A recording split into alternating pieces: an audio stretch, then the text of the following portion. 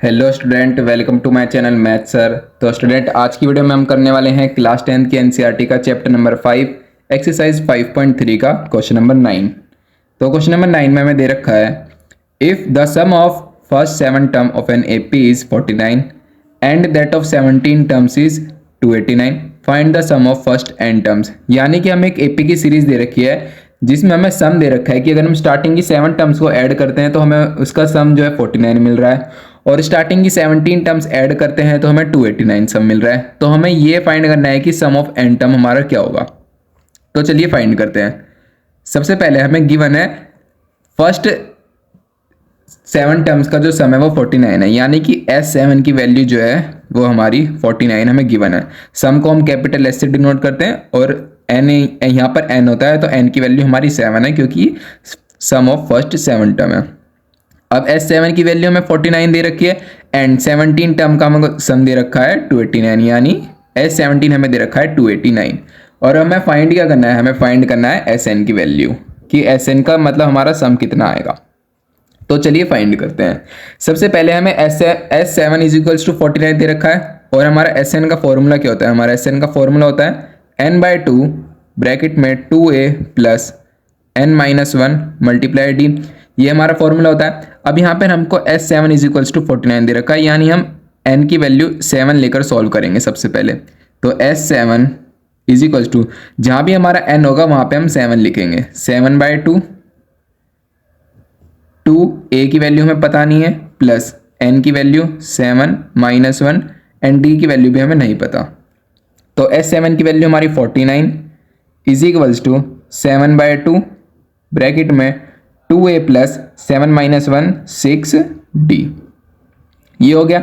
अब जो 7/2 अगर हम इसको इस साइड भेज देंगे तो ये इसके साथ रेसिप्रोकल होकर मल्टीप्लाई होगा, तो 2/7 हो जाएगा। 7 से हम 7 49 को काट देंगे तो 7 पे कट जाएगा, is equals to 2a plus 6d।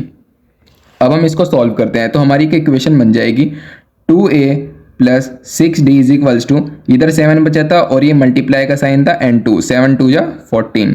अब हम क्या करेंगे, अब हम यहाँ से 2 कॉमन निकाल सकते हैं, तो हमने 2 कॉमन निकाल लिया तो a यहाँ पर बचा n2 3 जा 6, तो ये a plus 3d is equals to 14। अब जो ये हमारा 2 है वो इस साइड चला जाएगा तो डिवाइड में चला जाएगा, तो a plus 3d is equals to 14/2 and 2 से ये हमारा कैंसिल हो जाएगा 7 पे। तो हमारी जो a प्लस 3d की जो हमारी वैल्यू आई है वो आई है हमारी 7। तो हम इसको लेट कर लेंगे कि ये हमारी फर्स्ट इक्वेशन है। तो S7 का हमने इस्तेमाल करा तो हमारे एक इक्वेशन बनी है a plus 3d is equals to 7। अब ऐसे ही हम S17 के लिए सॉल्व करेंगे तो हमारी एक और इक्वेशन आ जाएगी। तो S17 is equals to, same फॉर्मूले में लगाएंगे एंड सेम जैसे हमने ऊपर सॉल्व करा है वैसे ही हम यहाँ पर सॉल्व करने वाले हैं। तो S17 is equals to 17/2 2a plus 17-1 d। S17 की वैल्यू हमारी 289 is equals to 17/2 2a plus 16d। अभी 17/2 इधर चला जाएगा तो ये रेसिप्रोकल हो जाएगा, multiply 2/17 is equals to 2a plus 16d। ये 17 से 17 पे कट जाएगा क्योंकि 17 का स्क्वायर 289 होता है। तो 2a प्लस 16d की वैल्यू आई है 17 2 जा 34। अब हम यहाँ से भी 2 कॉमन निकाल सकते हैं। हमने यहाँ से 2 कॉमन निकाला तो हमारा अंदर बचेगा a plus 8d is equals to 34।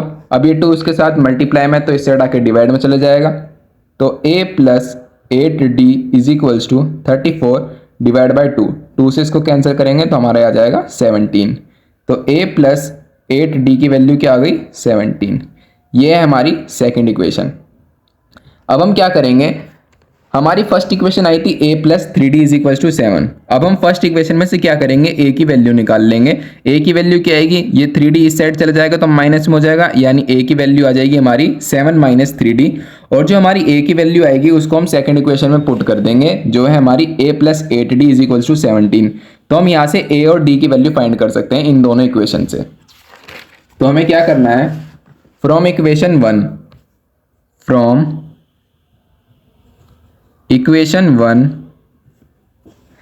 1 थी हमारी a plus 3d is equals to 7, ये हमारी इक्वेशन बनती। यहाँ से हम a की वैल्यू निकाल लेंगे तो हमारी वो आ जाएगी 7 माइनस 3d। अब जो हमारी 7 माइनस 3d ये जो हमारी a की वैल्यू आई है, अब हम इसको सेकंड इक्वेशन में पुट करने वालेंगे। Put this equation in second equation, put this equation in second.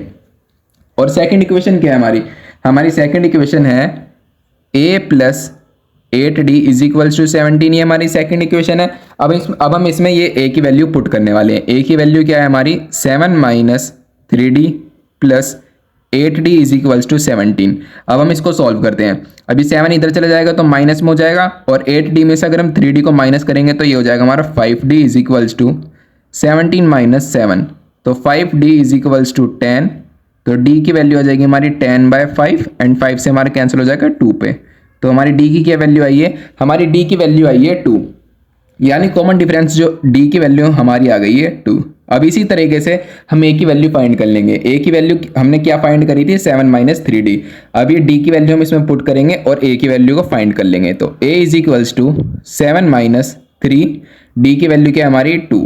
तो a is equals to 7 minus 3 2 जा 6, यानी 7 माइनस 6 इज इक्वल्स टू 1, यानी हमारी फर्स्ट टर्म a की वैल्यू क्या आई है? 6 आई है।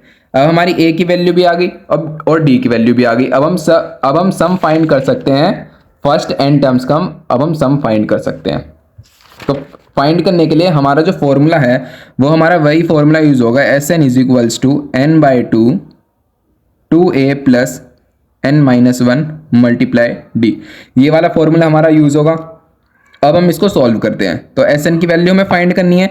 n की वैल्यू क्या है? n की वैल्यू हमें n टर्म्स का ही सम निकालना है, तो हमारी इसमें जो n की जगह सिर्फ हम n ही रखेंगे, क्योंकि हमें सम ऑफ फर्स्ट n टर्म्स निकालना है। तो यहाँ पर n की जगह n ही आ जाएगा।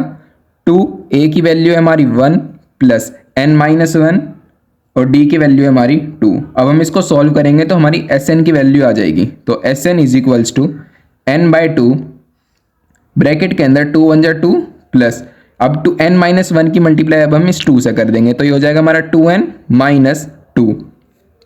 अब हम इसको सॉल्व करते हैं। तो Sn is equals to n/2, ये 2 प्लस का है और ये माइनस का है, ये इससे कैंसिल हो जाएगा।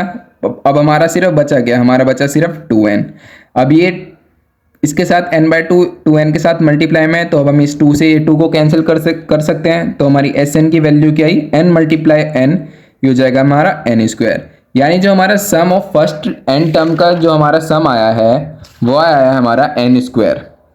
और हमें क्वेश्चन में क्या गिवन था? हमें क्वेश्चन में गिवन था सम ऑफ फर्स्ट 7 टर्म्स गिवन थी, और सम ऑफ फर्स्ट 17 टर्म्स का सम हमें गिवन था, और हमें फाइंड करना था n टर्म्स का हमारा सम कितना आएगा। तो हमारा जो n टर्म्स का सम आएगा वो आएगा हमारा n²।